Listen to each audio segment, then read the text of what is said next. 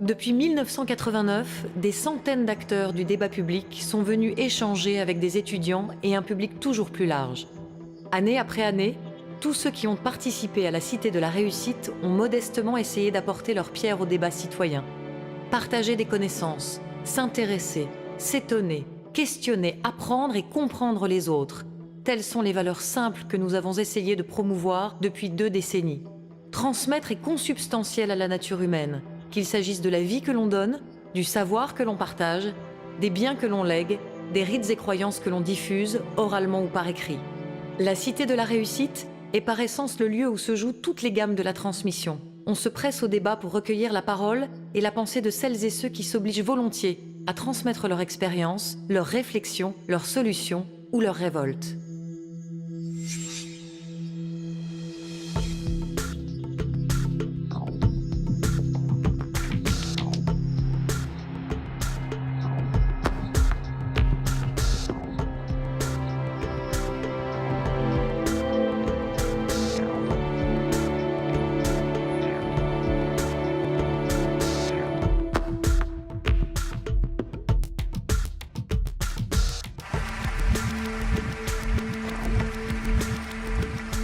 Et bâtir quelque chose ensemble.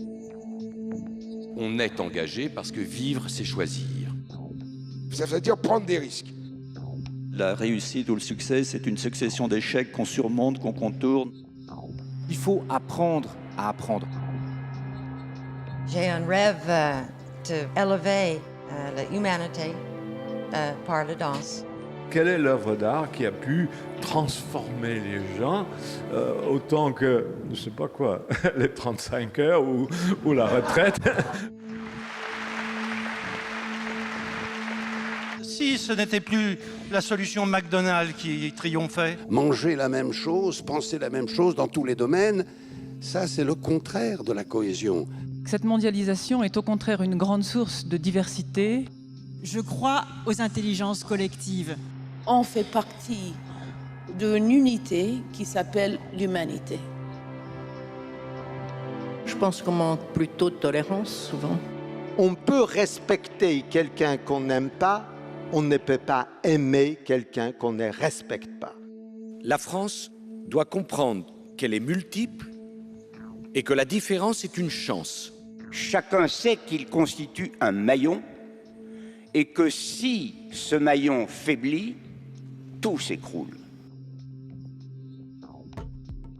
La lâcheté générale à l'égard de la responsabilité politique. Mais l'idée, c'est d'installer que les hommes politiques sont complètement déconnectés des réalités. Nous sommes entrés dans un nouveau siècle et déjà, il est en danger. L'expérience, c'est une lanterne qu'on a dans le dos et qui éclaire le chemin parcouru. La lutte contre l'incertitude, c'est ça notre destin. L'avenir va être absolument passionnant. Je m'appelle Nicolas Arpagian, je dirige au sein de l'Institut national des hautes études de la sécurité et de la justice l'enseignement sur la sécurité numérique et je vais justement vous permettre, messieurs, je vous en prie, asseyez-vous, d'échanger à l'occasion de cette session avec cet intitulé extrêmement ambitieux et vaste sur les nouveaux rapports géopolitiques. Sont-ils une menace pour la paix? Alors évidemment, une question extrêmement large qui va nous amener à s'interroger sur déjà cette matière de la géopolitique, savoir ce qu'elle recouvre. C'est vrai qu'on pense effectivement à la géographie, on pense à l'espace, on pense aux enjeux culturels, aux enjeux politiques.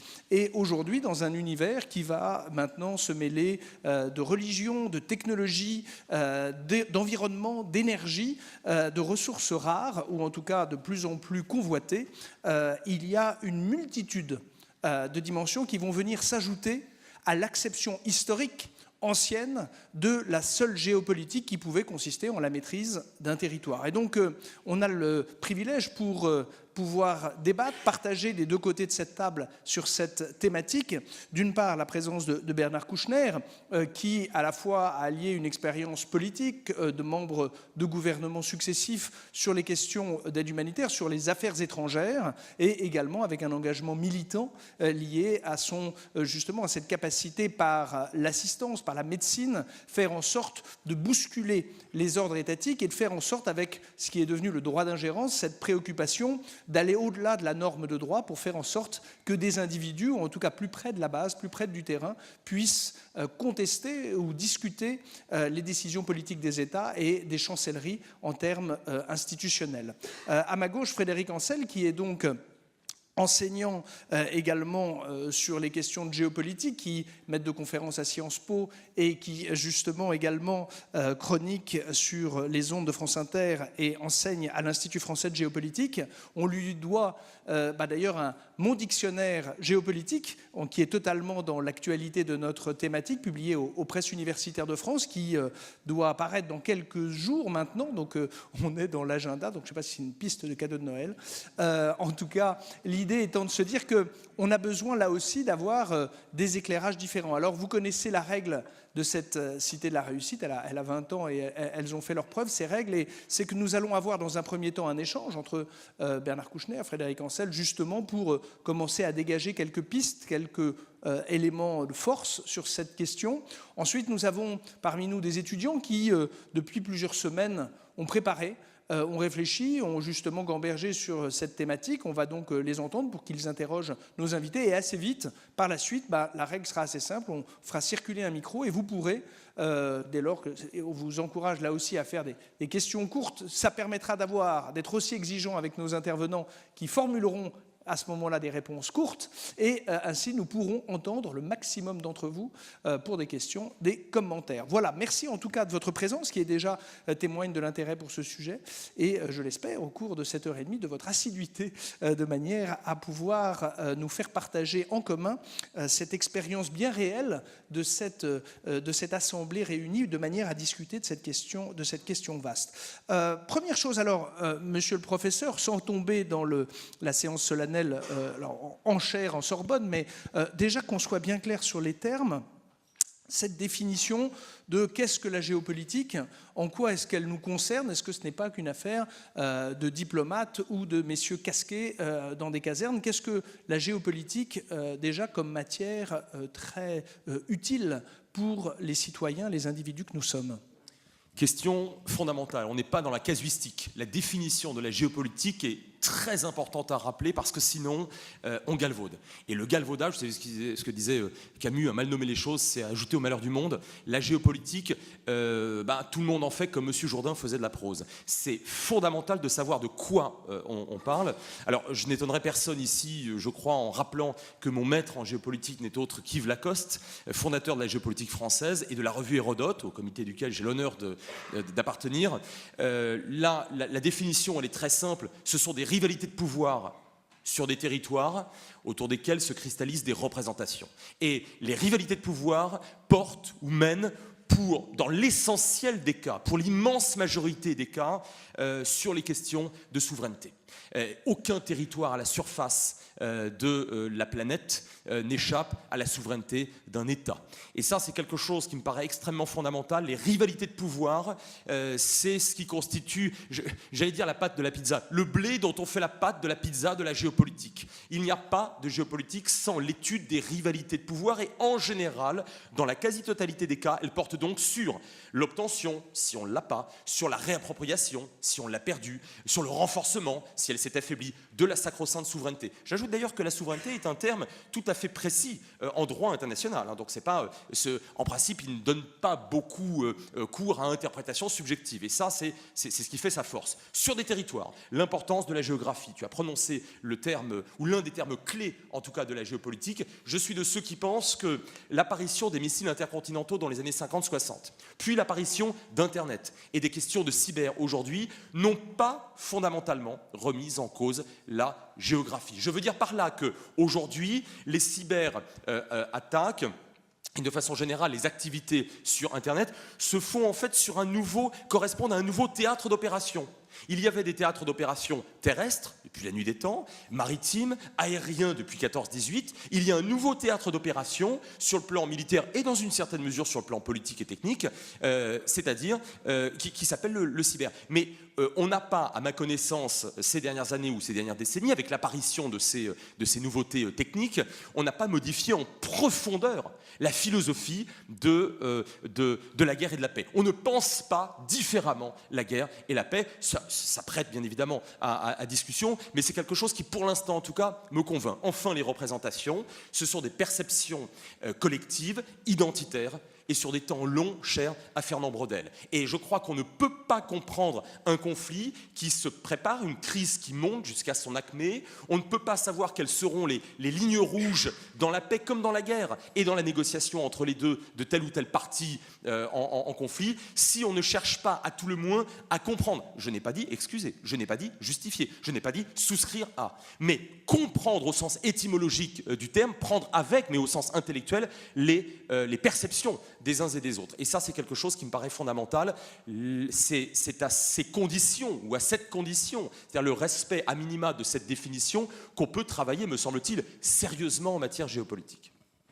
Merci. Alors j'aurai en plus grand plaisir à contredire Frédéric Ancel, puisqu'il a évoqué les États. Il s'avère que dans le numérique, on rajoute une population qui n'existe pas dans le monde moléculaire, dans le monde physique de la défense, qui sont les entreprises. Les entreprises, on pense aux GAFA, qui ont la puissance intellectuelle, qui ont la ressource financière et qui ont la multipolarité. En clair, quand vous utilisez leurs services, leurs conditions générales d'utilisation valent droit international. Et donc là où l'ONU rame à faire de la réglementation, eux l'ont déjà réussi. Et ça, c'est une partie prenante qui n'existe pas dans la défense conventionnelle, dans la géopolitique historique, et donc je pense que ça fragilise, ou en tout cas ça permet de contester la première définition.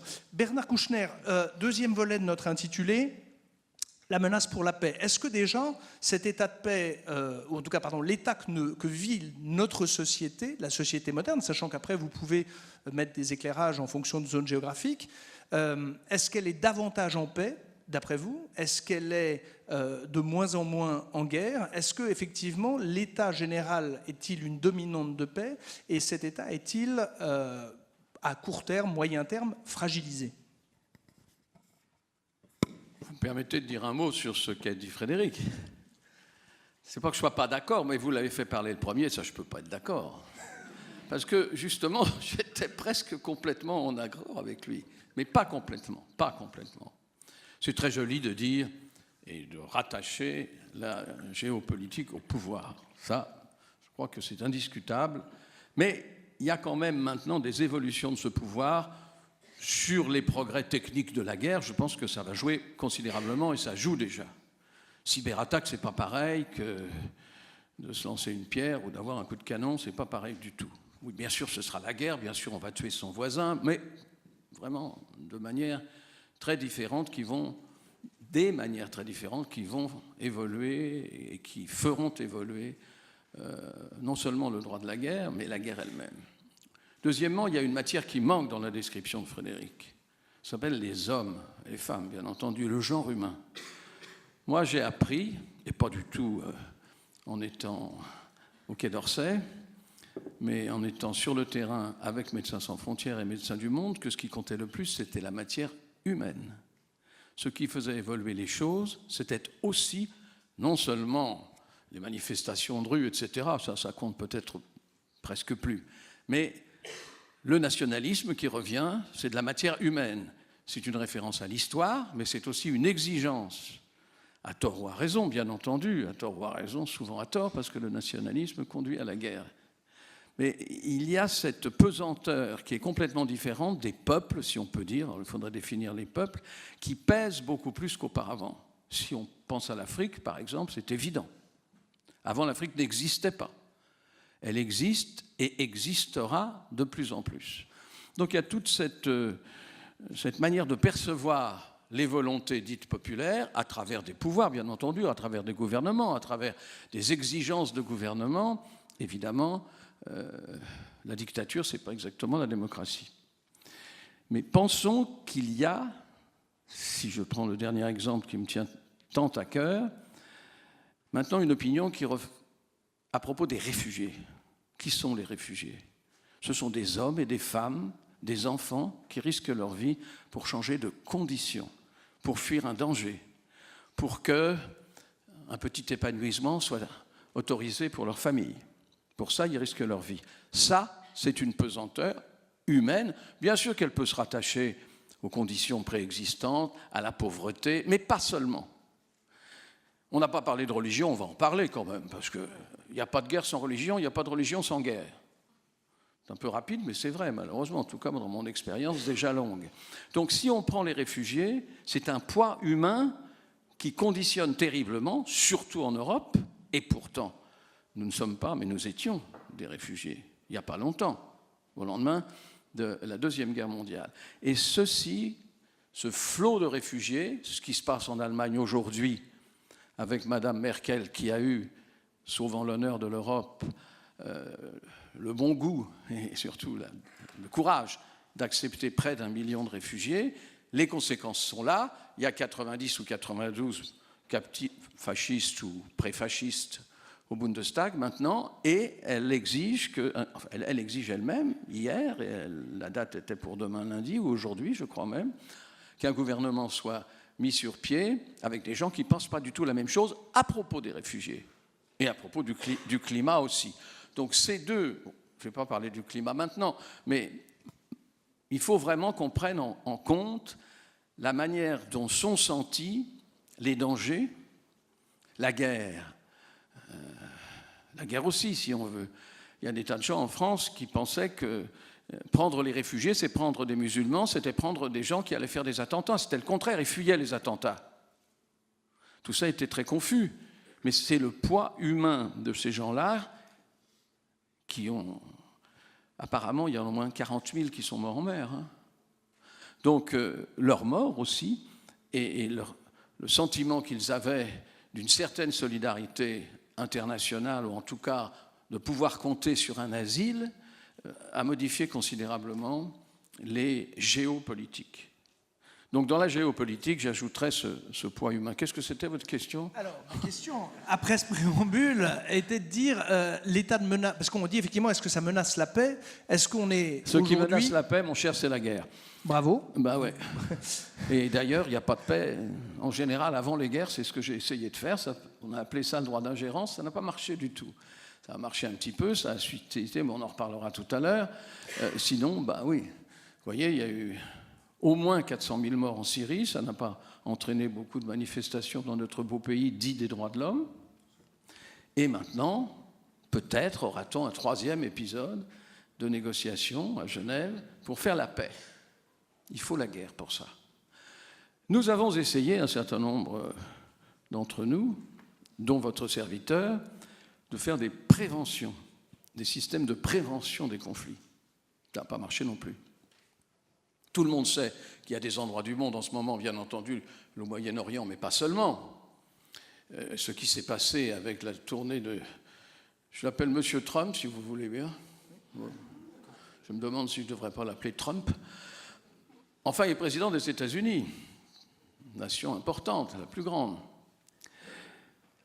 Relisez ce qu'il a dit de la Chine au début de son mandat, quand il est arrivé, qu'il a injurié la Chine de façon invraisemblable. Il a injurié tout le monde. D'ailleurs, maintenant, il en a dit un bien fou dans sa dernière tournée. Donc, on ne peut pas savoir s'il y a une politique américaine. À ce propos, il y a les états d'armes de M. Trump. Et ça veut dire quoi? Donc, est-ce que ça pouvait entraîner? Nous avons cru à un moment donné que la position des Coréens du Nord et la réponse du président américain constituait un risque de guerre importante, qu'il y avait là une possibilité. Apparemment, ce n'est pas le cas. La Chine va jouer son rôle, enfin on n'en sait rien, mais on pense, d'extincteur, et ça va se passer. Alors, est-ce qu'il y a d'autres endroits? Oui, il y a évidemment le Moyen-Orient dont nous allons parler abondamment. Les épisodes récents, et en particulier celui qui a concerné M. Saad Hariri, il faut quand même qu'on en parle sérieusement, parce que ce n'est pas parce que le président Macron a très bien agi et a fait de la politique comme il faut la faire, à mon avis, c'est-à-dire quand on peut faire quelque chose, on fonce, ça n'a pas réglé le problème sur le fond du tout. On va voir si Saad Hariri revient mercredi, mais il revient, il va dire quoi? Qu'est-ce qui se passe? Est-ce qu'au Liban, le Hezbollah, etc. Donc on parlera de tout ça. Évidemment, au Moyen-Orient, non seulement il y a un risque de guerre, mais il y a la guerre. Profonde, dure, difficile, meurtrière. 400 000 morts en Syrie, apparemment, peut-être plus. Les exilés, ça veut dire l'immense majorité des réfugiés dont je parlais tout à l'heure étaient des Syriens qui fuyaient cette guerre. On ne les a pas accueillis pour autant dans notre beau pays. Et puis, en Irak, il y a encore la guerre, et il y a surtout la position, mais ça, Frédéric en parlera sûrement, je vais essayer de ne pas être d'accord avec lui, mais c'est difficile. L'Iran avance partout. C'est un triomphe de l'Iran que ce qui est en train de se passer en ce moment, y compris avec le départ, faux départ, ou contraint, exfiltration, enfin je ne sais pas, ce qui concerne Fouad Hariri, que je connais vraiment très bien. Il n'avait pas l'air content, hein. Donc il a été forcé de faire quelque chose. On en reparlera. Il y a une propension... Alors, dernier point, pour répondre à votre question, il y a beaucoup moins de guerres qu'avant. Contrairement à ce qu'on pense, parce que dès qu'il y a un petit mouvement et une manifestation un peu violente, c'est en première page des journaux, mais le monde entier, les morts, les assassinats, les condamnations à mort, tout ça, il y en a beaucoup moins. Un seul exemple et je m'arrête, l'Amérique latine, toute l'Amérique latine se faisait la guerre, il y avait les révolutions à l'intérieur, il y avait des guérillas, puis il n'y avait pas de démocratie. Et bien maintenant, peu ou prou, toute l'Amérique latine est en démocratie.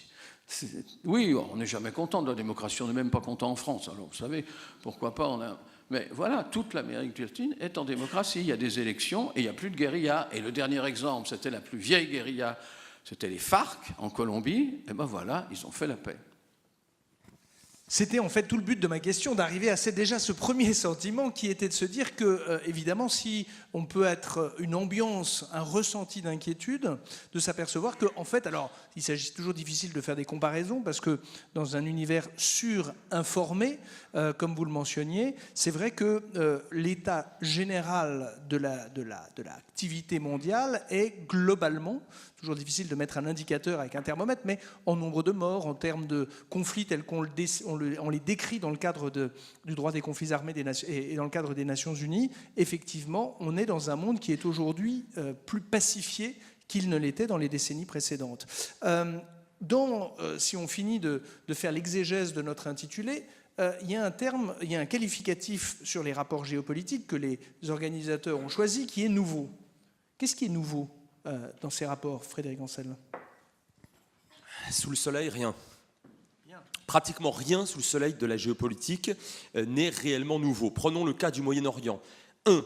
L'instrumentalisation du religieux au profit du politique. Ah, vous m'accorderez que c'est quand même pas nouveau depuis la fin du néolithique quand même ça. Hein. L'instrumentalisation du religieux au profit du politique, c'est pas uniquement moyen-oriental, mais c'est particulièrement moyen-oriental, et notamment au XXe siècle. 2. Les questions frontalières non réglées. Mon Dieu, les premières frontières, je ne suis pas très bon sur les Cro-Magnons, mais je pense que les premières cités sumériennes avaient établi une forme de frontière. C'est pas très nouveau, notamment celles qui ont été établies arbitrairement par les Français et les Anglais, mais pas seulement, d'ailleurs, entre parenthèses, parce que les frontières administratives au sein de l'Empire ottoman, ça on n'en parle jamais, c'est quand même 5 siècles de domination d'Empire turc ottoman, parenthèse fermée. Bon. 3, la notion d'État-nation et si vous voulez, la dimension supérieure de l'intérêt collectif de l'État, allez, pour employer des termes un petit peu pompeux, c'est retombé comme un soufflet, c'est-à-dire que la nation a été importée, c'est comme ça d'ailleurs que beaucoup de gens au Moyen-Orient se perçoivent l'idée de nation, ça a été importé de France, d'Allemagne et d'autres pays d'Europe, et en réalité, on constate, notamment avec le printemps arabe, mais ça a commencé avant, dès les années 70-80 peut-être, la résurgence d'un mode de rapport de force qui était beaucoup plus clanique et tribal que national. Et aujourd'hui, prenez des cas comme la Libye, le Yémen, peut-être même la Syrie, la Somalie bien évidemment, eh bien vous avez un retour de ce clanisme et de ce tribalisme en force. Alors tout ça, si vous voulez, n'est pas fondamentalement nouveau. En revanche, je serai, et je vais vous rassurer ou vous inquiéter, on parle exactement de la même chose, mais je continue à répondre à ta question. Lorsque Bernard parle de nationalisme, mais le nationalisme, c'est la promotion outrancière de la nation. Mais la nation, c'est une représentation. Vous ne pouvez pas me montrer une nation.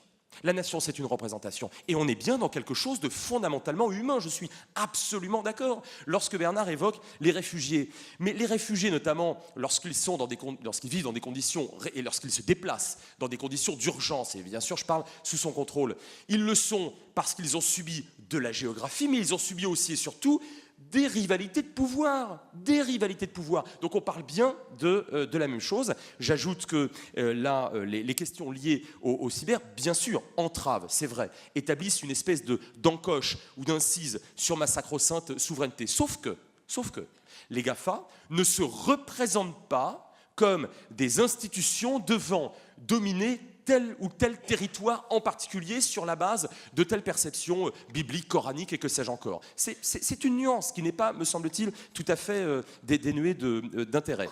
Et puis, enfin, ce qui menace la paix, c'est la guerre. Oui, souvent, mais pas toujours.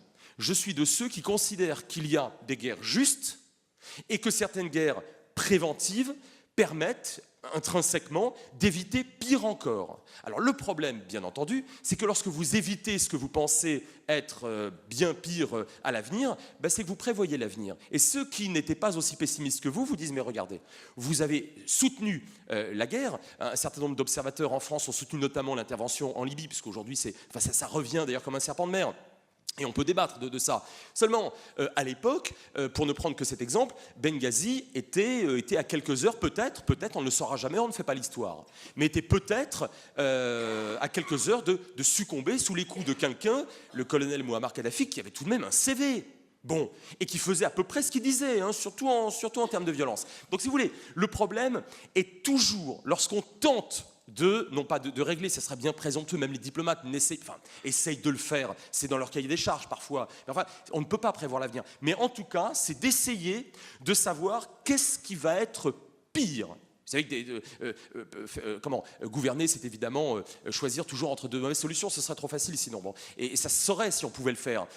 Laquelle des deux sera la moins pire, comme aurait dit Coluche? Parfois, c'est la guerre. Parfois, c'est la guerre. Alors, évidemment, le paradigme, évidemment, c'est 36, 37, 38 face à Hitler. Bon, évidemment, c'est toujours très facile de le citer. N'empêche que je crois beaucoup à ce paradigme-là. Donc, pour finir de te répondre, ce qui est nouveau dans les grandes, j'allais dire dans les tendances presque philosophiques humaines sur des temps extrêmement longs, réellement, pas grand-chose. En revanche, et là je partagerai le réalisme de Bernard, la diplomatie n'a jamais aussi bien fonctionné.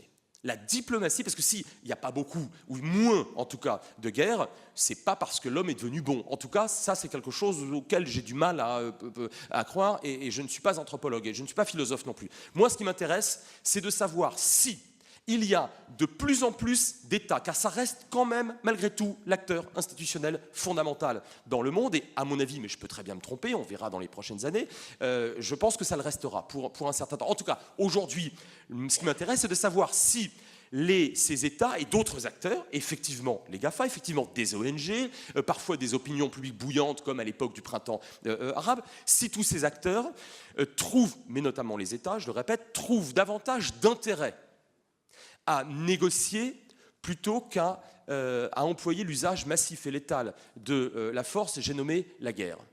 Et je constate que oui, et ça, c'est extrêmement intéressant. Je ne dirais pas que c'est nouveau, mais malgré tout, après l'affreux XXe siècle qu'on a connu, aujourd'hui, en 2017, Bernard a tout à fait raison, et j'insiste là-dessus, il n'y a que très peu de conflits aujourd'hui dans le monde, et la démocratie a fortement progressé. Tu citais l'Amérique latine, tu as raison, mais il faut aussi citer une partie de l'Afrique subsaharienne, une partie de l'Afrique du Nord, je pense évidemment à la Tunisie, et une partie de l'Asie centrale, et franchement, c'était pas gagné.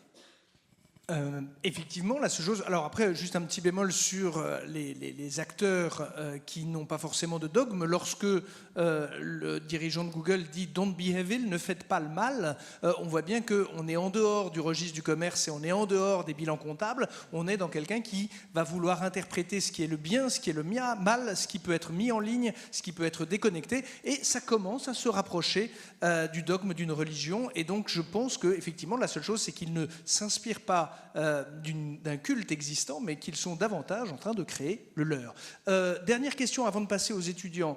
La question, souvent la guerre, le motif était la question énergétique. On dit faire la guerre pour le pétrole, ou en tout cas une mobilisation de la communauté internationale à l'encontre de territoires parce qu'il y avait dans son sous-sol d'égalité. Est-ce que la redistribution annoncée des ressources va faire que effectivement cet argument-là sera à terme, alors effectivement lorsque les ressources fossiles viendront à se réduire, ou en tout cas que des modèles alternatifs dans les pays développés commenceront à se consolider avec effectivement des énergies renouvelables, plus autonomes, est-ce que ça va changer cette géopolitique à terme? Oui, mais enfin c'est la même chose. Si vous parlez de ça sans parler de la démographie mondiale, vous parlez de rien du tout. Alors, est-ce que ce sera le pétrole? Est-ce qu'on va passer par une phase charbon? Mais non, le charbon, ça pollue, tout ça, on connaît par cœur. Pour le moment, le pétrole coûte moins cher, et il y en a plus qu'on croit, et on s'efforce, nous en particulier les Français, de réduire notre consommation. Ce n'est pas fait, et vous savez que depuis environ... Enfin, il y a 35% d'habitants supplémentaires sur la planète depuis 40 ans. 35%. Alors, ou on continue comme ça et on n'est absolument pas dans le réalisme, ou alors on pense simplement que c'est le climat. Les deux. Hein. Il y a une grosse urgence, c'est le climat, et ça compte terriblement, politiquement. Et puis, il y a la démographie dont personne ne parle, parce que pour des raisons religieuses, on n'a pas le droit d'en parler, c'est pas beau. Eh bien, il faut en parler, hein, parce que je vous assure qu'on ne sera plus les mêmes, en tout cas nos enfants et les enfants de nos enfants. Deuxièmement, un tout petit point avant de répondre à votre question. Moi, je ne connais pas de guerre juste, hein, parce qu'on aurait pu ou non les éviter. Aurait-on pu les éviter? On n'a jamais vraiment essayé. Jamais vraiment essayé. On a laissé faire les choses dès lors même que tout concourait, l'économie, les conflits religieux, les oppositions, la population, la pauvreté, c'est capital. Si on ne met pas la pauvreté là-dedans, on ne sait pas de quoi on parle. En fait, bien sûr que faire la guerre contre Hitler, il fallait la faire, c'est évident.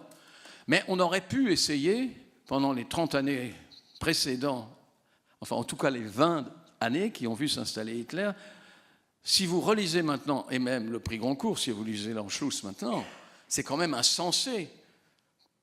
On n'a rien voulu faire. Et vous aurez, comme a dit Churchill, le déshonneur et la guerre. Bon. Donc on n'a jamais vraiment essayé. Alors je reviens un tout petit peu sur ce qu'a dit Frédéric sur la Libye, parce qu'on a raison d'en parler. On a raison, parce que dans ce que je voudrais à un moment donné vous dire à propos du droit d'ingérence, parce que j'ai essayé toute ma vie de faire un truc, et pas complètement fini, mais enfin bon, ça va, j'en ai fait pas mal. Le droit d'ingérence, c'était la prévention des conflits, c'est ça. C'était intervenir, non pas après les massacres de masse, mais essayer de les empêcher, d'intervenir avant, c'est très simple. Bon, en Libye, vous comprenez, le droit d'ingérence, c'est pas de taper avec des avions, surtout pas de mettre un mec au sol, taper avec des avions et s'en aller au bout de 8 jours. Non, c'est pas ça. C'est pas ça du tout. C'était de continuer éventuellement si on avait commencé. Moi, j'étais plus ministre des Affaires étrangères. Hein. Mais j'ai trouvé que protéger Benghazi, c'était juste.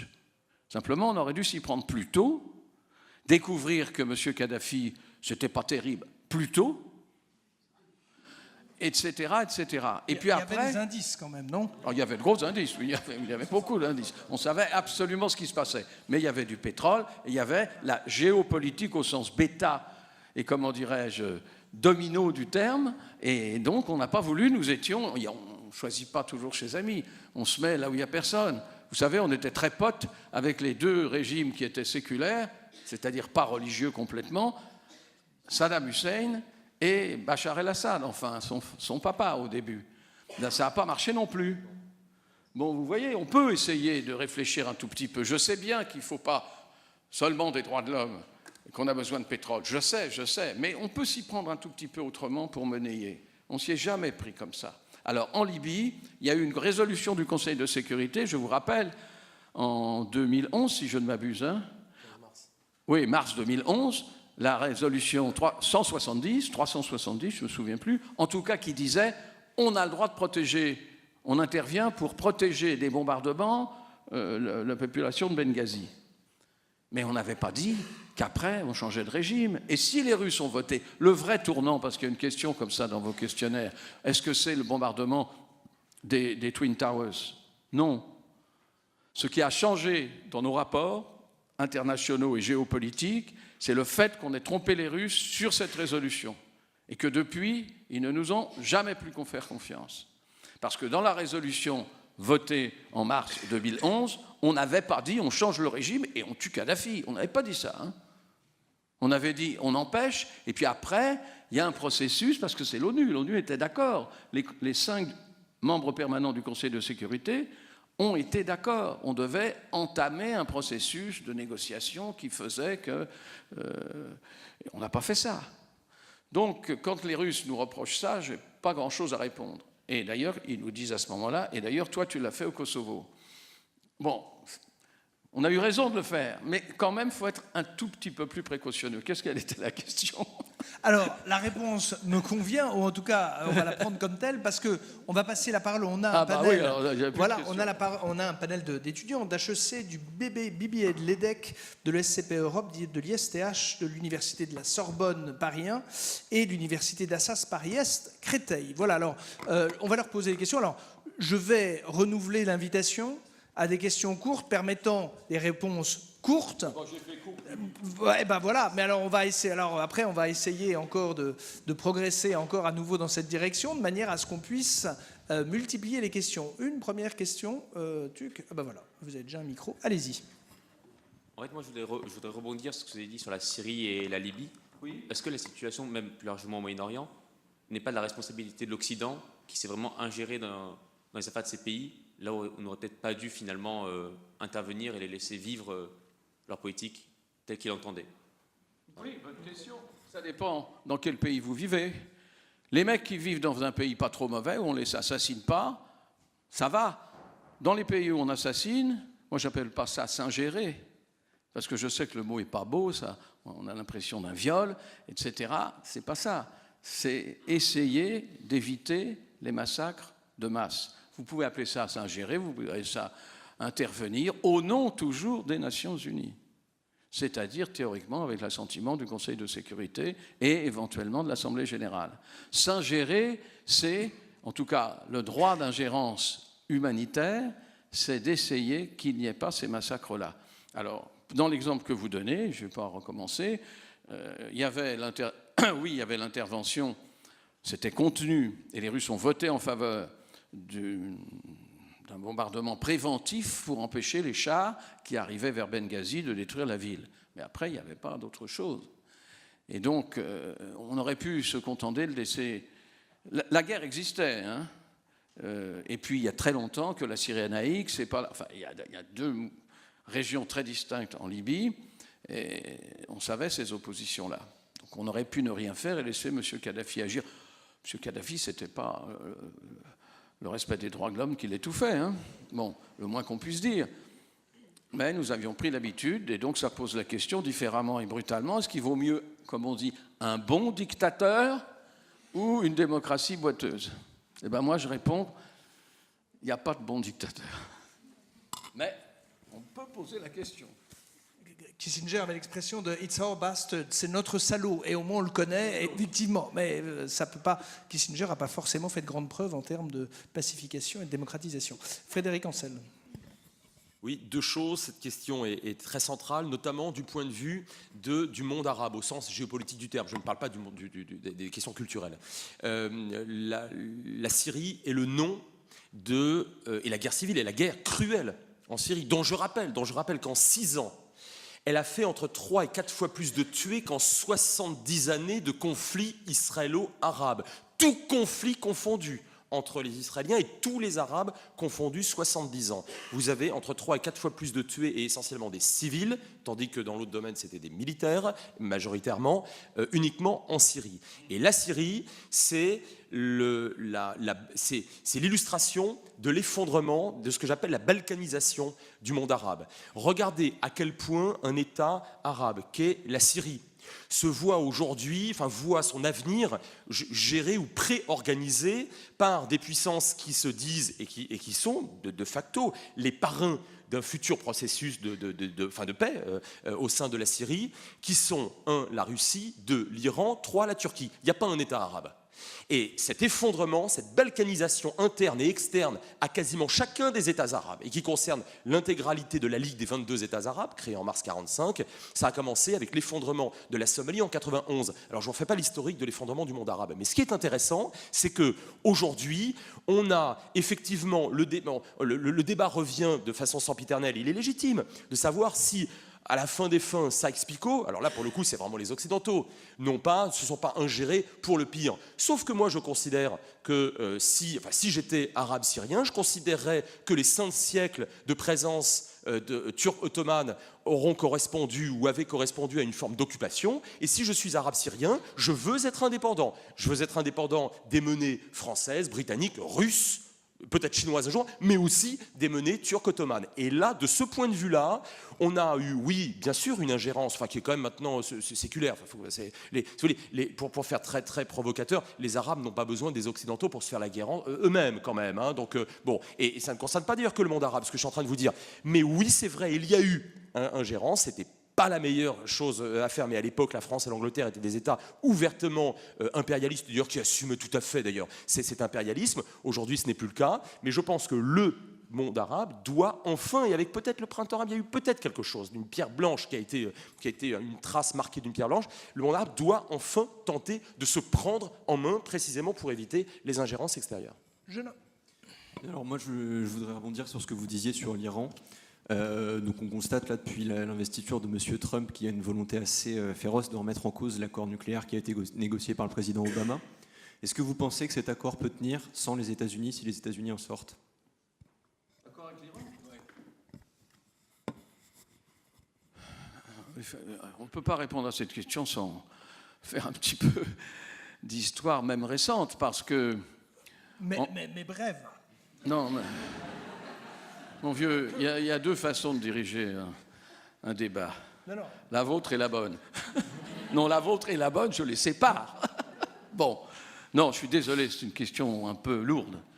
Voilà. En gros, pour aller vite, Obama, qui était président des États-Unis pour 2 mandats, d'accord, avait donné beaucoup d'espoir en s'attachant à ce que l'escalade des 2 côtés, en tout cas singulièrement du côté israélien, du côté iranien, cède la place à une entente qui a été mise sur pied, acceptée et votée pour que le développement des armes atomiques et des vecteurs pour les porter soit cessé et qu'on contrôle cet arrêt pour un certain temps. Trump est arrivé.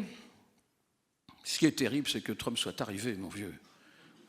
Ce qui est terrible, c'est que les Américains aient voté pour Trump et que ces mêmes Américains ne changent pas d'idée et continuent à être un socle important pour Trump. Bon, alors ça, il faut se poser un tout petit peu la question quand même. Bon.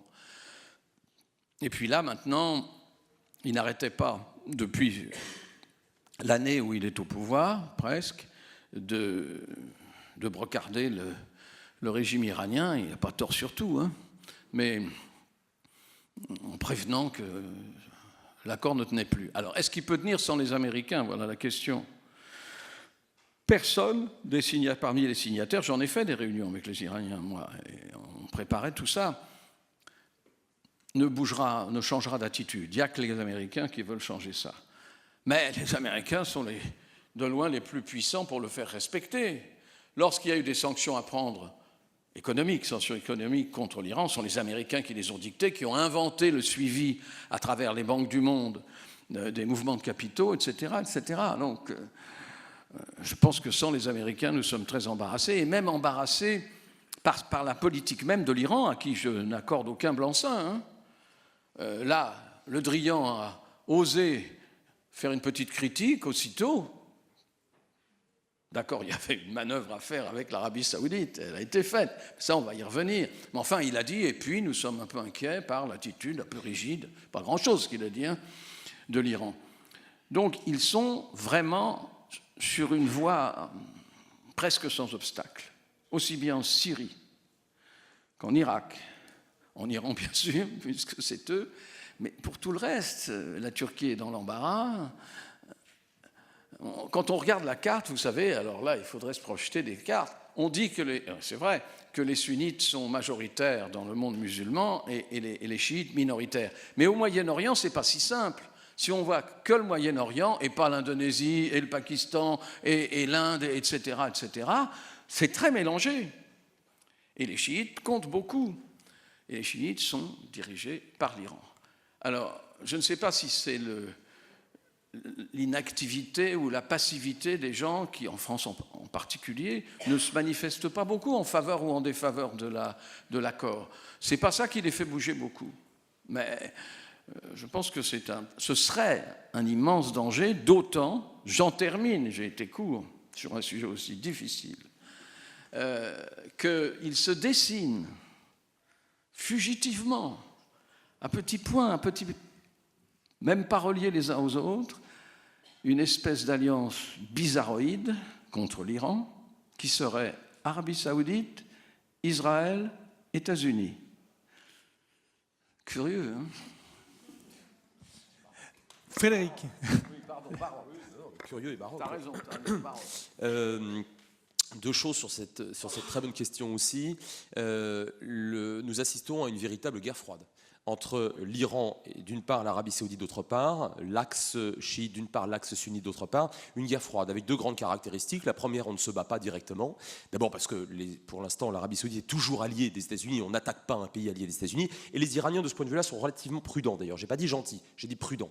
Et les Saoudiens, au regard de leur capacité à se battre au Yémen contre des va-nu-pieds, si vous voulez, bon, je ne pense pas que l'Arabie Saoudite ait la prétention d'attaquer l'Iran. Donc en revanche, des théâtres d'opérations périphériques, le Yémen bien sûr, la Syrie bien entendu, et le Liban sur le plan pour l'instant que politique pour l'instant. Ça c'est le premier point. Deuxième point, je pense que Trump n'ira pas jusqu'au bout parce que un certain nombre de sénateurs, peut-être de conseillers, de militaires, d'officiers supérieurs lui diront que c'est pas très malin de tenter de quitter cet accord signé le 14 juillet 2015 parce que c'est un accord multilatéral. Et un accord multilatéral, alors vous pouvez très bien vous en sortir, mais les autres ils en sortiront pas. Donc d'une part vous affaiblissez, si l'accord se maintient en dépit de votre propre sortie, ben vous affaiblissez votre crédibilité. Vous avez tapé du poing sur la table, vous vous êtes retiré, et toute grande puissance êtes-vous, finalement l'accord continue de se maintenir. Enfin, vous êtes ridicule, d'une part. D'autre part, je pense que ce serait la porte ouverte aux Chinois et aux Russes pour apporter économiquement et technologiquement aux Iraniens de quoi pallier, de quoi compenser les sanctions qui seraient maintenues par le retrait américain. Vous voyez ce que je veux dire? C'est-à-dire que les Américains vont se retirer, par conséquent maintenir ou renforcer d'ailleurs leurs propres sanctions, j'allais dire nationales, vis-à-vis d'Iran. Si ça coûte 100 à l'Iran, cette nouvelle posture de Trump, eh bien les Russes et les Chinois décideront, ils en ont dans une certaine mesure, sauf sur le plan bancaire, mais sinon ils ont la possibilité sur le plan technique et éventuellement militaire de se substituer aux Américains et de compenser ce que les Américains auront fait perdre à l'Iran. Et à ce moment-là, vous aurez une pénétration du marché iranien par les Russes et les Chinois. C'est mauvais pour les Britanniques, pour les Allemands, pour les Français, pour les Américains bien sûr, et c'est très bon pour les Chinois et les Russes. Enfin, c'est quand même inimaginable que personne autour de Trump n'ait soit la volonté, soit la capacité de lui dire, et je pense que des gens le lui disent, et je ne sais absolument pas, là je suis comme toi, je ne sais pas du tout demain ce qu'il pensera, ce qu'il fera, parce que jusqu'à présent, il dit à peu près n'importe quoi. Maintenant, sur un mot très très rapide sur les dictatures, je suis vraiment en accord là-dessus, c'est très important. Il n'y a pas de bonne dictature. Tu l'as dit d'un point de vue, je crois, moral et humain. J'ajoute que sur le plan géopolitique, c'est vrai aussi. Pourquoi? Parce que même si, à court terme, un dictateur vous assure un minimum prétendument de stabilité, tient au hasard sur les questions des réfugiés, dont on ne veut pas hypocritement, donc on préfère que ça reste derrière ou sous les fusils ou sous les barrières de ce dictateur. Sa férocité, intrinsèquement, la férocité d'une dictature introduit la férocité de ceux qui vont de toute façon un jour ou l'autre la faire chuter. Et par conséquent, quelque part, je vous dirais politiquement et philosophiquement, humainement, une dictature pollue la possibilité de devoir ses successeurs, car il y a toujours des successeurs non ou moins dictateur, d'avoir ou d'entretenir une politique plus ou moins modérée. Par conséquent, oui, il n'y a pas de bonne dictature, même sur le plan géopolitique. Mademoiselle. Ce sera Oui. moi. Oui. Je voulais continuer sur le thème de l'énergie. Il y a une diversification des sources de gaz qui se présentent pour l'Europe, même si la Russie reste le premier fournisseur. Mais on assiste, la Chypre ou la Grèce pourrait devenir producteur, voire exportateur. Et en quoi, justement, cette province gazière en Méditerranée pourrait faire basculer le rapport qu'il y a entre l'Europe et la Russie sur ce thème-là. C'est moi qui réponds. Écoutez, vous avez raison, mais tout à l'heure je vous disais que dans la géopolitique, il y a beaucoup d'énergie, la population, plus il y a de population, plus on a besoin d'énergie, etc., etc. Alors, d'abord, je signale que la France n'est pas très tributaire du gaz russe. Nous avons des ressources beaucoup plus importantes qui viennent d'Algérie et de Norvège.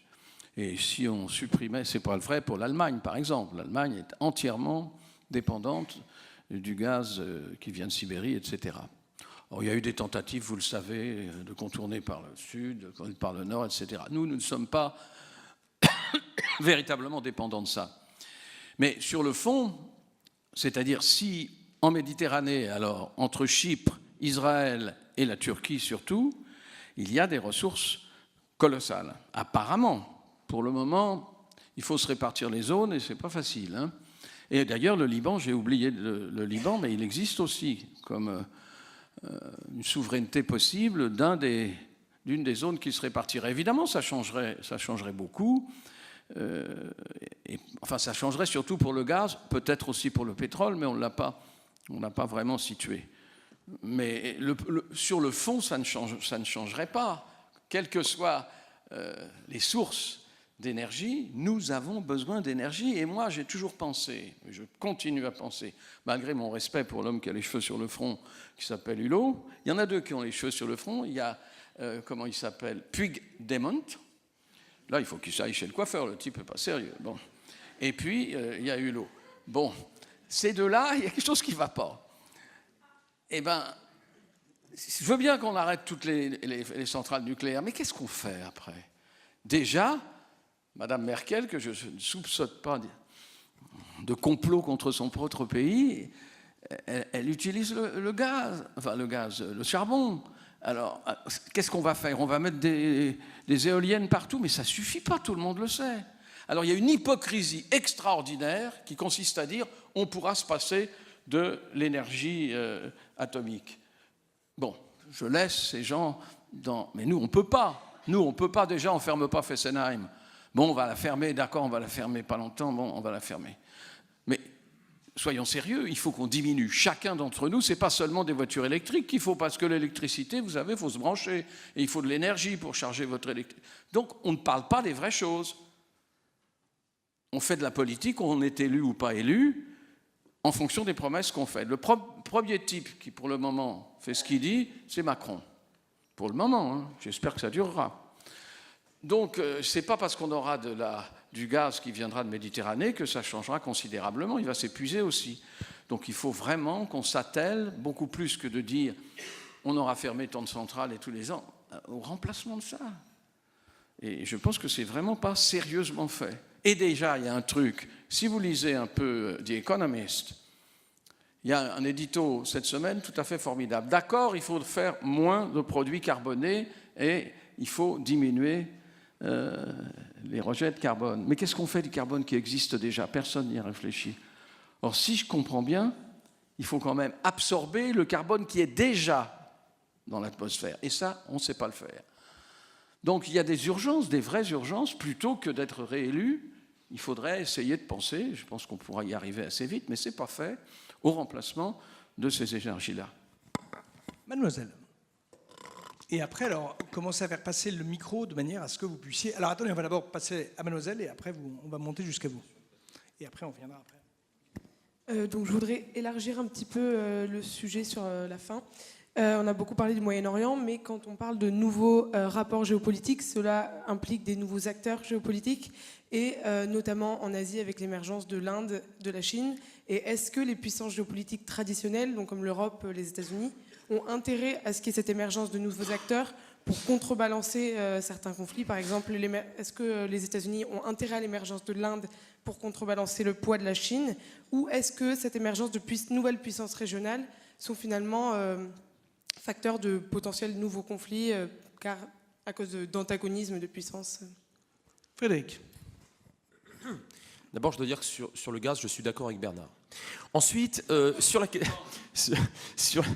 question que la demoiselle pose, d'abord, je dirais que de toute façon, on n'a pas le choix.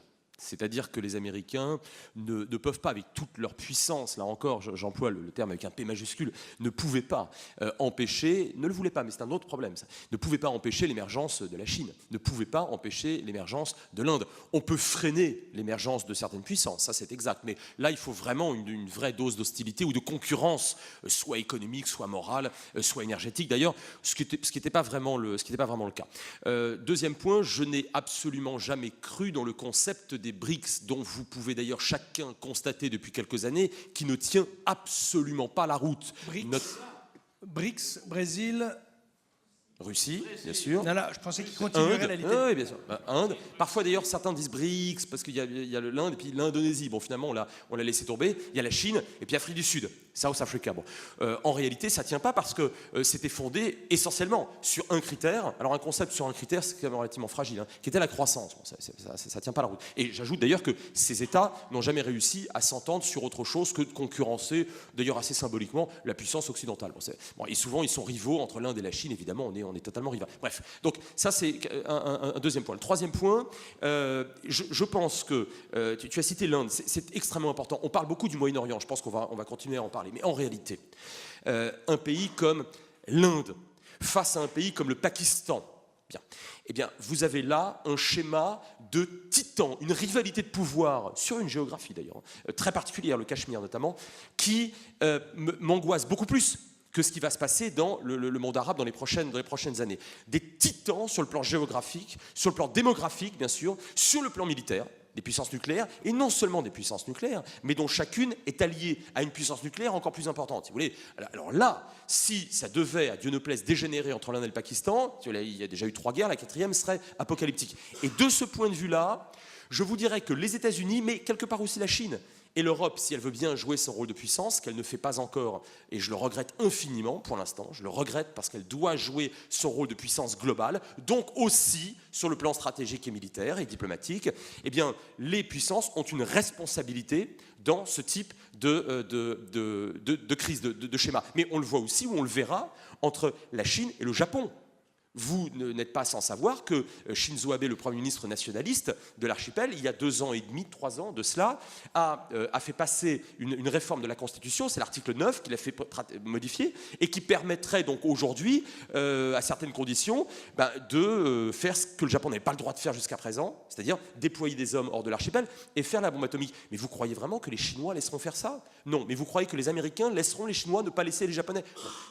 Là, on est vraiment sur des titans, et ça me fait très peur. Donc je finis d'un mot, on n'est pas obligé d'imaginer le pire n'est jamais sûr, mais puisque tu évoques les États-Unis, je pense qu'un président qui serait responsable et rationnel, donc on verra bien dans 3 ans, ou dans 8, enfin dans 7 maintenant, si ça peut se faire, parce que c'est très important que la première puissance mondiale joue, il ne s'agit pas seulement de donner l'exemple comme on le fait dans une cour de récréation, la puissance, je vais vous dire, la puissance confère de la responsabilité. Voilà, ça vous oblige. Si vous assumez votre puissance, et les États-Unis l'ont toujours assumé depuis au moins des débuts, même fin 18e. Alors Trump, c'est un cas à part, on est bien d'accord, parce qu'on ne sait pas ce qu'il veut, on ne sait pas ce qu'il pense. Mais les États-Unis jusqu'à présent l'ont assumé. Par conséquent, ils doivent assumer ce qui va avec, c'est-à-dire la responsabilité au sens fort du terme. Et la responsabilité, quand on est puissant, c'est à tout le moins de tenter d'apaiser les conflits qui peuvent être les plus meurtriers.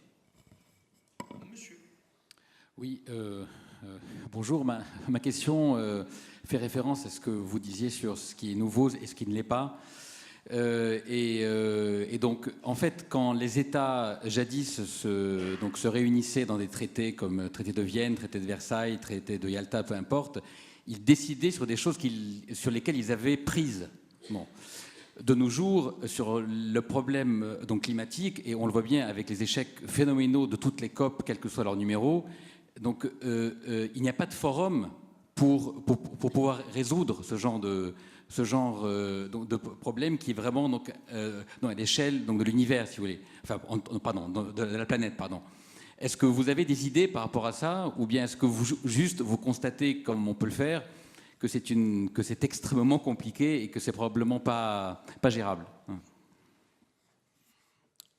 Oui, vous prenez évidemment l'exemple le plus difficile parce qu'il n'y a pas de contraintes. Les COP, c'est déjà pas mal qu'il y ait ça. Vous savez, il y a 10 ans, tout le monde rigolait en parlant du climat. Hein. Maintenant, on commence à moins rigoler parce qu'on s'aperçoit que l'atmosphère change et qu'il y a beaucoup plus, non seulement d'ouragans, mais même chez nous, le climat change. Et donc, on prend ça plus au sérieux. Mais je vous rappelle que dans ce qui marchait le mieux, qui un jour, j'espère, je le crois, marchera, c'est l'Union européenne, il n'y a pas de contraintes. Donc vous signez des traités, mais je vous signale que le traité de Sèvres, puisqu'on a fait allusion, a été remplacé par le traité de Lausanne. Il y avait un Kurdistan qui devait être créé avec tous les Kurdes, et ben, il n'a plus été créé parce que le traité de Lausanne l'a aboli. Mais la contrainte, c'était une contrainte, comme l'a dit d'ailleurs Frédéric, militaire. Il y avait une force qui était... Alors c'était le temps du colonialisme, on ne va pas y retourner, mais il y avait des conséquences militaires, des conséquences donc meurtrières, à ne pas appliquer ce que les grands décidaient. En ce qui concerne le climat, il n'y a rien du tout. Il y a l'opinion publique, et je pense que c'est tout à fait essentiel, parce qu'elle réagit enfin.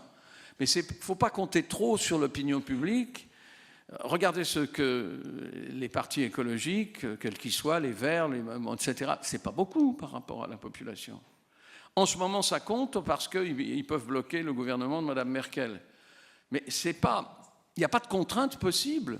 C'est le gouvernement qui, avec les autres gouvernements, prenons cet exemple parce que l'Union européenne devrait pouvoir s'y prêter, eh bien dans l'Union européenne, il n'y a pas du... Enfin, vous savez qu'il faut voter à l'unanimité, hein, sauf dans quelques compartiments décidés d'avance, etc. Eh bien, il n'y a pas d'unanimité. Alors, il peut y avoir des gouvernements qui, en effet, décideraient à plusieurs, par exemple ceux de la zone euro ou pas, d'appliquer les consignes pour un des chapitres de la COP.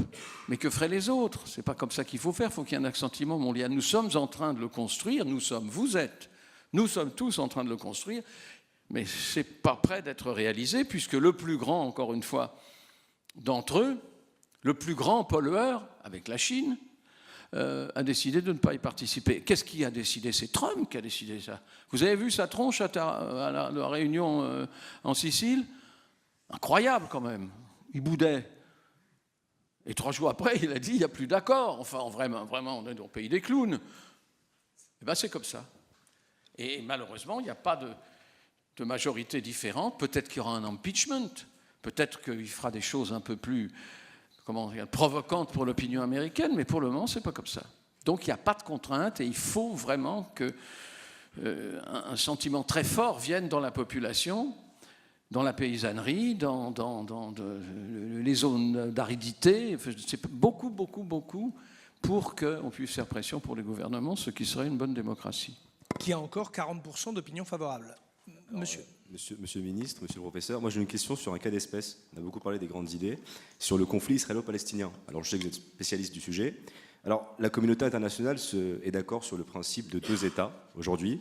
Pourtant, lorsqu'on regarde un peu la situation de plus près, on se rend compte que du fait de la colonisation des territoires occupés et du blocage du processus de paix, cette solution semble compromise.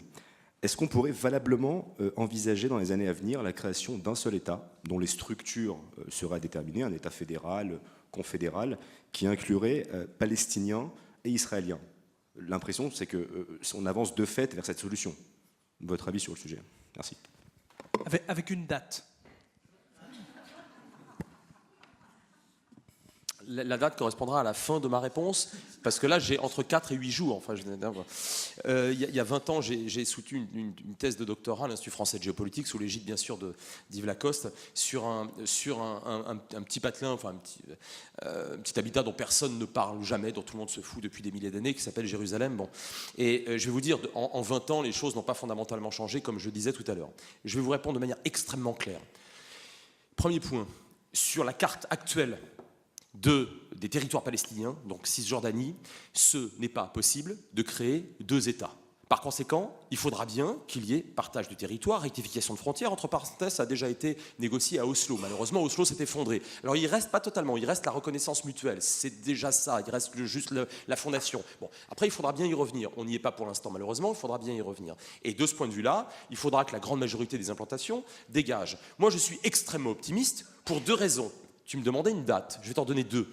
1982, la totalité des implantations israéliennes des collines de peuplement établies dans le Sinaï égyptien sont évacuées en 2 semaines, pas par une colombe, par Menachem Begin. Si vous voulez, il était plutôt faucon que colombe quand même, hein, le Premier ministre israélien de l'époque. Et la grande majorité des Israéliens est d'accord avec ça. 2e date, 2006, Sharon est au pouvoir, pas très grande colombe non plus, enfin globalement. Hein, bon.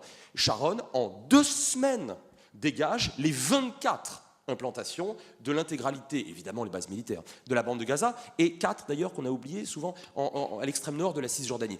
Il n'y a pas eu de guerre civile en Israël, la majorité de la population était pour. Voilà. C'est de fait, ça a déjà existé. Après on peut toujours supputer sur la difficulté de... Moi je vous donne des faits historiques. Et à 2 reprises ça a été fait par des gouvernements qui étaient à dominante nationaliste. Donc il faut que ça se fasse. Maintenant, sur la solution à 2 États, je pense qu'elle n'est pas contournable. Il y a en Israël une population juive qui considère qu'elle est composée, cette population, de membres du peuple juif. C'est une représentation. Le mouvement sioniste, c'est le rebasculement d'une dimension religieuse des juifs à une dimension politique et nationale. Bien. Donc le sionisme, qui a donné l'État d'Israël, c'est un mouvement politique. Les Israéliens se perçoivent comme un peuple. Bien. Membre du peuple juif. De l'autre côté, il y a un peuple palestinien. Que les Israéliens le veuillent ou pas, ça ne change rien. La conscience nationale palestinienne, tout au long du XXe siècle, elle s'est construite, elle s'est d'ailleurs frottée au nationalisme juif, donc au sionisme. Aujourd'hui, c'est une évidence, ça existe, et d'ailleurs ça a été reconnu à maintes reprises par la communauté internationale et par les Israéliens à Oslo, par définition. Donc il y a 2 peuples. Qui dit 2 peuples, dit 2 États. Et je suis, 3e et dernier point, rapidement, consterné par l'irresponsabilité, c'est un terme fort, hein, je ne le galvaude pas, du président américain, il faut bien y revenir, lorsqu'il reçoit Netanyahou le 15 février dernier, puisque le Premier ministre israélien lui rend visite, bon, voilà, comme à chaque fois qu'un nouveau président américain est élu. Bon. Et Netanyahou, lui, ce qu'il va chercher, c'est l'absence de pression américaine sur la situation. Et Obama a exercé quelques pressions, pas beaucoup, mais quelques pressions. Netanyahou n'en voulait pas. Et c'est ça qu'il vient chercher à Washington. Et beaucoup d'observateurs ont dit « Ah bah, Netanyahou, vraiment, est revenu très très heureux, il a obtenu ce qu'il voulait, et même plus que ça. » Mais c'est pas vrai. Trump n'est pas allé au-delà de ce que voulait Netanyahou. Il est allé ailleurs. Mais très loin, il est allé.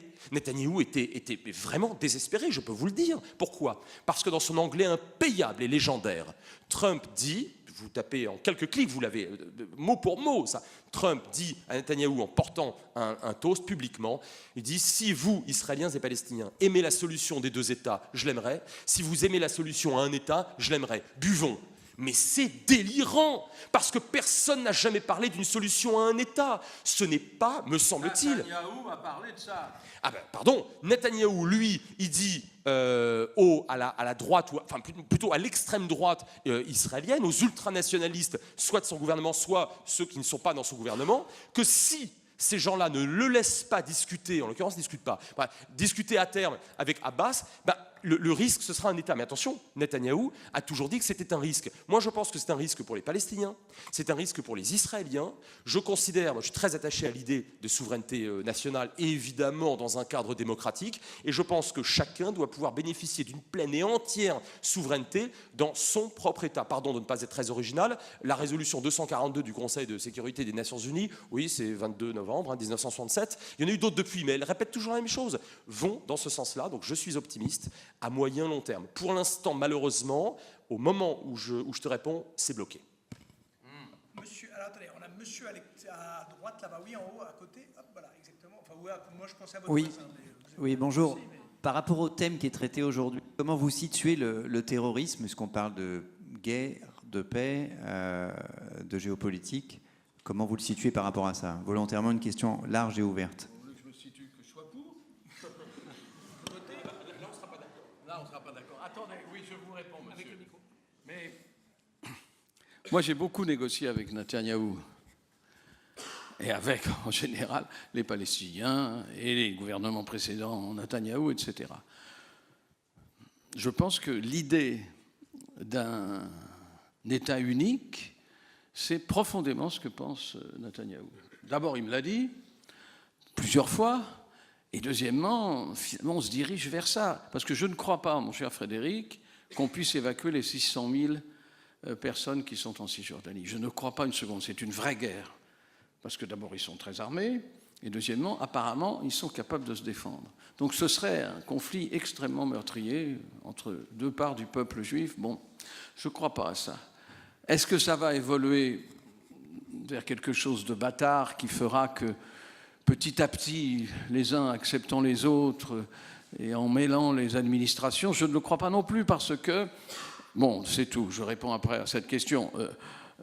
Je crois... Attendez. Oui, oui, je sais, mais enfin bon... arriver à faire s'entendre ce qu'a fait Netanyahou, le Hamas et l'OLP, c'est vraiment fort de sa part. Eh bien, il y est arrivé. Hein? Non, c'est pas gagné. Oui, c'est pratiquement gagné. Ils sont ensemble. Bon, donc tout ça fait que les grandes solutions à deux États, vraiment, j'étais dans ce courant profondément. Et depuis des années et des années, ça dégénère. Bon. Le terrorisme. Qu'est-ce que vous voulez que je vous dise sur le terrorisme? Le terrorisme, d'abord, c'est pas d'hier, mais là, c'est devenu... Vous avez peut-être lu un livre d'André Glucksmann qui s'appelle Dostoïevski à Manhattan. Donc, le terrorisme a existé avant. Là, il est l'arme unique, enfin, dans le concours de barbarie qui a commencé avec Al-Qaïda, Al-Bachar, Al-Nosra, etc. Bon, maintenant, Daesh emploie ça et avec tous les raffinements d'une cruauté qui est sans limite. Et c'est la seule revendication, c'est d'en tuer le plus possible et au hasard. Malheureusement, ce sont des musulmans qui tuent le plus souvent, parce qu'ils sont dans un environnement de musulmans, et donc les victimes du terrorisme de l'État islamique, ce sont des islamistes, enfin ce sont des musulmans, ils ne sont pas tous islamistes. On fait déjà la différence, on a raison. Alors, là, quelque chose qui m'étonne terriblement, j'étais à Raqqa, il se trouve, je suis resté 10 jours à Raqqa pendant la bataille, un peu avant la chute, et j'ai vu se constituer une alliance assez forte, en tout cas militairement très effective, entre les Arabes, car c'est une ville arabe, Raqqa, les Kurdes, qui dirigeaient l'ensemble du mouvement militaire, et les chrétiens, qui étaient au troisième rang. Ceci constituait une alliance militaire qui a finalement, il y avait quelques semaines de plus, mais enfin Raqqa était tombé. Et v'là-t-il pas qu'on s'aperçoit, alors que tout le monde se précipitait vers Dar el-Zor, etc., et que, comme si Raqqa était prise, qu'on a laissé sortir un certain nombre de centaines d'islamistes, enfin de gens du Daesh, c'est-à-dire ceux qui découpaient tout le monde en morceaux, avec leur famille. Ça, alors, vraiment, ça m'a beaucoup frappé parce que je connaissais bien les gens qui se battaient, j'ai resté longtemps avec eux. Quel était l'intérêt? L'intérêt, c'était quoi? C'était de banaliser ce qu'ils faisaient, et c'était les derniers des derniers, le dernier baston, ce bastion de terreur qui résistait à tout le monde. Et donc, ils se sont répandus, apparemment avec même le consentement, parce que ce n'était pas possible autrement, des Kurdes. Alors, est-ce que ça s'est passé sous leur nez sans qu'ils le sachent? C'est impossible de penser ça. Donc, il y a une banalisation à partir de ce phénomène. Jusque-là, on prenait Raqqa, ça veut dire que ceux qui restaient, qui étaient le dernier carré, on les tuait. Mais il y avait les otages. Or, pour Mossoul, comme pour Raqqa, c'est-à-dire les endroits où le terrorisme était le plus fort et le plus meurtrier et le plus efficace, finalement, c'était les avions qui, bombardant fenêtre par fenêtre, sur des renseignements précis, aussi bien les avions américains, beaucoup plus que nous, mais les avions français aussi, finissaient la besogne. Ça veut dire qu'on ne pouvait plus protéger les otages, et que soit on les laissait sortir, ce qui s'est passé, soit on détruisait tout, ce qui s'est passé à Mossoul. Donc à la fois c'est horrible, mais je reviens à ce que nous avons dit tous les deux au début. Pardon de cette expression, pardonnez-la-moi d'avance, ça ne fait pas beaucoup de morts. Le terrorisme lui-même, par rapport aux guerres habituelles, par rapport aux 400 000, dit-on, victimes de la guerre de Syrie, c'est hélas pas beaucoup. Comme c'est pas beaucoup pour les Français qui sont attachés à ce qui s'est passé au Mali, par exemple, et à la façon dont nous sommes intervenus au Mali pour arrêter que Bamako soit prise par des terrorismes mélangés, oui, ce n'était pas exactement les mêmes, mais quand même, en gros, Al-Qaïda ou le Daesh, eh bien, il y a eu 2 attaques à Bamako, et dont l'une très récente encore. Elle nous scandalise, elle me scandalise, elle vous scandalise, mais ça ne fait pas beaucoup de morts. Par rapport à l'opération qui s'est appelée Barkhane, qui s'est appelée autre chose, etc., et aux 8 000, voire 10 000 soldats qui sont présents au nom des démocraties au Mali et au combat dans les régions pré-sahéliennes, ça ne fait pas beaucoup et presque nous nous y sommes habitués. Alors ça veut dire que je suis contre, hein, bien sûr, mais c'est ça. Maintenant, c'est à qui mettra la bombe à l'endroit le plus dense pour tuer n'importe qui. Il n'y a pas de cible. Ce sont les gens.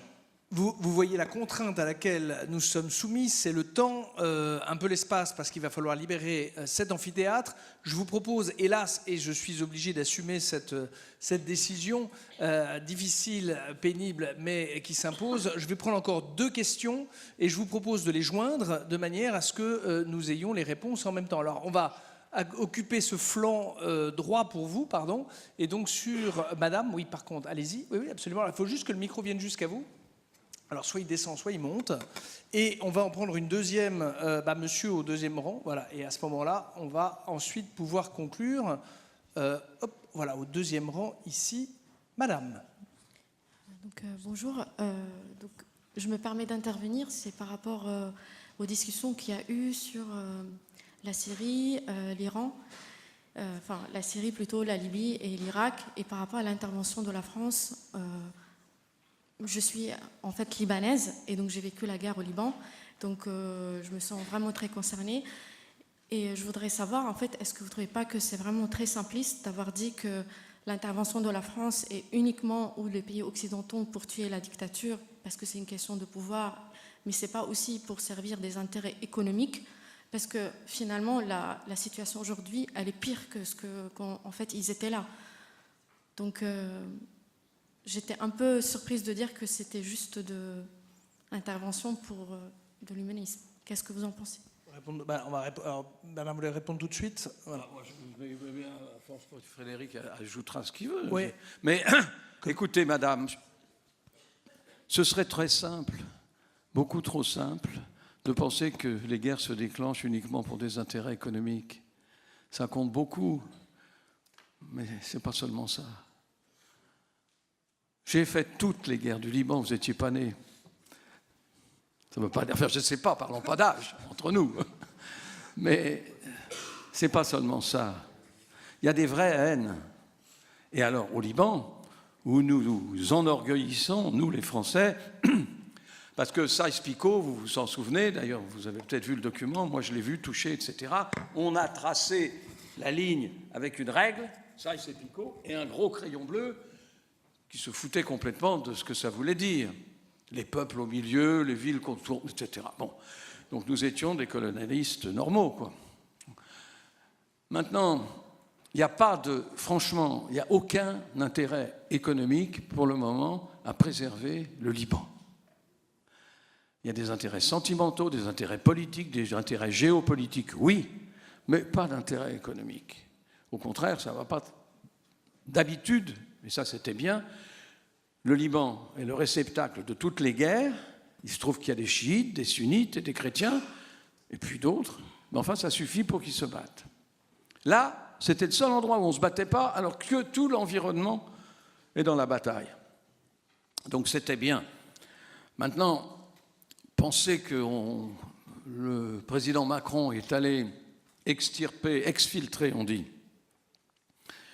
Saad Hariri pour des intérêts économiques, non. Parce que Saad Hariri, qui était le patron d'une très grande entreprise de construction, il nous doit plutôt de l'argent, beaucoup. Bon, c'était donc pas pour ça. Il en doit aussi beaucoup, d'ailleurs, à l'Arabie Saoudite. C'est une part de l'explication.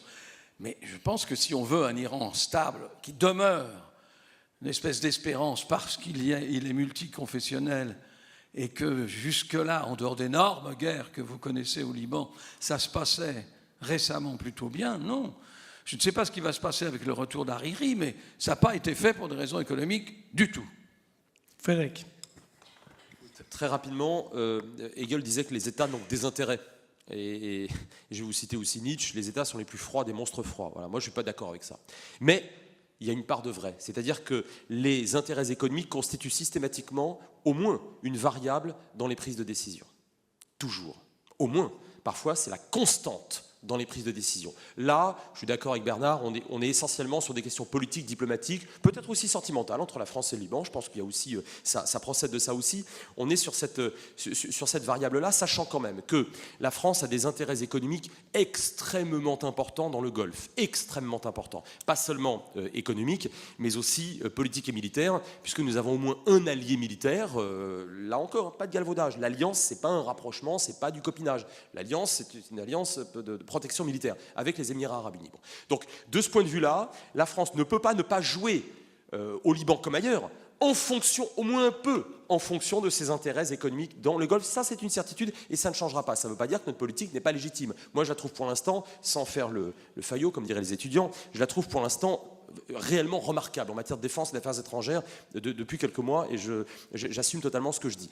Sur le Liban, regardez à quel point la faiblesse d'un État, j'y reviens, hein, la faiblesse d'un État-nation central au profit du confessionnalisme et du communautarisme permet l'instrumentalisation par des puissances extérieures, permet la corruption au plus haut niveau de l'État, permet une faiblesse des pouvoirs publics dans le quotidien comme en matière d'affaires étrangères, etc.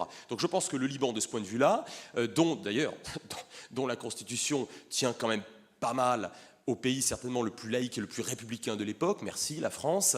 Donc le Liban, c'est pas un grand cadeau qu'on a fait à cette société, mais en même temps elle était déjà très divisée en communautés. Je pense que le Liban devrait pouvoir, ce serait en tout cas une bonne nouvelle, l'État libanais devrait pouvoir constitutionnellement et sociétalement se renforcer. Il faut que les citoyens, comme ça a été dire le cas au milieu des années 2000 quand même, hein, avec les grandes marches qu'on a connues, demander un État central plus fort dont les prérogatives dépasseraient largement celles des communautés et des confessions. On n'y est pas, et malheureusement la situation, la nouvelle crise, la énième crise libanaise d'aujourd'hui, j'espère que ça n'ira pas plus loin, est l'un des fruits, j'allais dire, c'est toujours le même fruit, toujours plus amer, de cette faiblesse de l'État-nation libanais. Monsieur. Nous qui avons fait des accords de terre. Si l'on a... Monsieur. Allez-y. Entre territoire et conflit. Or, il y a un territoire que vous n'avez pas du tout nommé, et pourtant sur lequel il y a beaucoup de puissances qui interviennent, soit directement, soit à travers des proxys. Et les puissances, c'est pas n'importe qui. Il y a 5 puissances nucléaires déjà. Il y a les États-Unis, la Russie, la Chine, l'Inde, le Pakistan. Sans parler de l'Iran, la Turquie, etc. Donc vous savez de quel territoire je parle. Donc c'est l'Afghanistan, et vous ne l'avez pas évoqué. Que pensez-vous de l'Afghanistan et des risques de conflit? Parce qu'une erreur de calcul pourrait conduire à des situations catastrophiques. Je ne comprends pas, une erreur de casting où? Une erreur de calcul. Ah, de calcul, pas de casting. Micro. Mais je ne comprends pas votre question, pardonnez-moi. Tous ces États qui interviennent à travers des proxys ou directement, qui ont des intérêts antagonistes et qui sont à une proximité physique même avec la Chine, la Russie, et sans parler de certains qui arment les talibans, d'autres qui arment l'État islamique. Et donc, la perception ou la réalité du calcul par les uns ou par les autres pourrait mener à un conflit dans lequel tous ces États sont très puissants et ont des armes et des moyens de les véhiculer qui sont considérable. D'abord, vous n'avez cité que des États qui font partie du club atomique, comme par hasard. Bien, mais il n'y a pas que cela.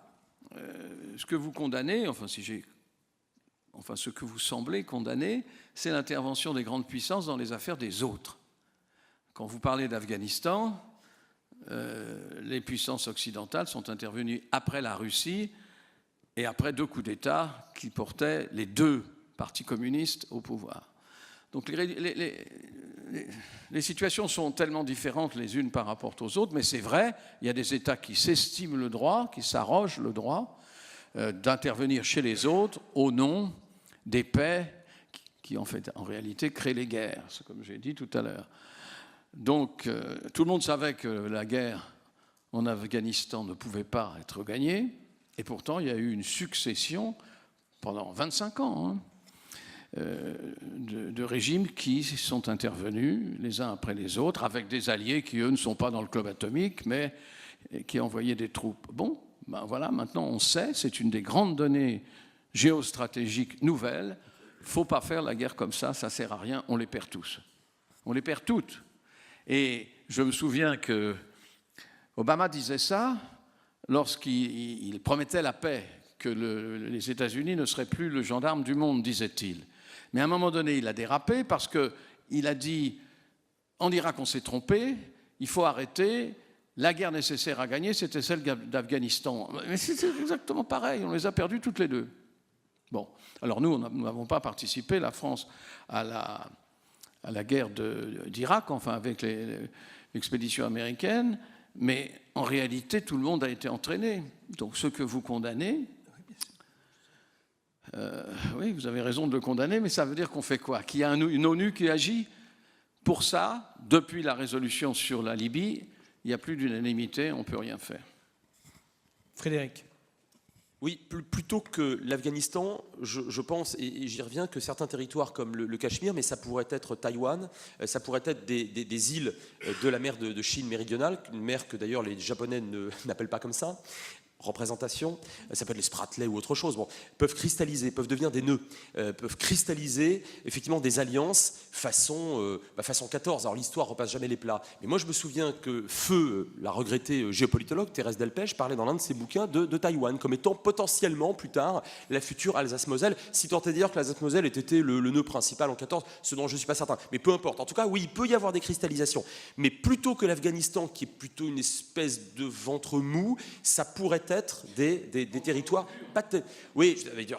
En termes, oui, notamment pour ceux qui subissent la guerre depuis, bien sûr, la pauvreté, tu as raison, mais quand je dis ventre mou, il y a assez peu d'intérêt fondamental des grandes puissances là, alors que entre l'Inde et le Pakistan, vous avez un nœud territorial, une revendication territoriale extrêmement lourde, extrêmement dure. J'ajoute que la guerre est toujours un échec. Lorsque la guerre commence, c'est toujours la démonstration d'un échec. Mais je voudrais rappeler d'un mot et d'une date ce que Bernard connaît bien plus et bien mieux que moi, c'est-à-dire l'arme de destruction massive de la fin du XXe siècle. Ça a été la machette. La machette.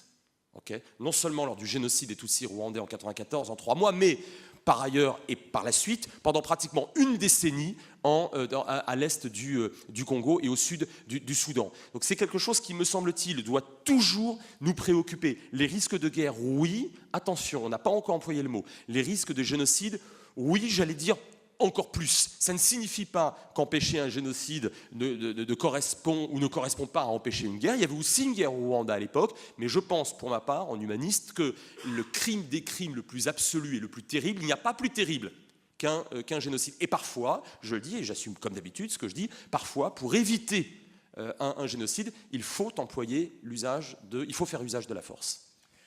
Merci. Vous avez compris, au regard des réponses qui vous ont été apportées, des questions qui ont été soulevées, que effectivement, on est ici dans une enceinte universitaire, académique, qu'il va falloir une composition des compétences, des approches. On a parlé géographie, on a parlé démographie, on a parlé droit, on a parlé forces armées, technologie. On voit bien qu'il n'y a certainement pas une réponse univoque, mais qu'il va falloir mêler, additionner différentes compétences. Ici, lorsqu'elles se forme, lorsque nous participons à ces échanges, on contribue justement à se nourrir et à contribuer à cet éclaircissement. C'est forcément une démarche positive et constructive qu'il nous faut favoriser. Merci à nouveau à nos deux orateurs.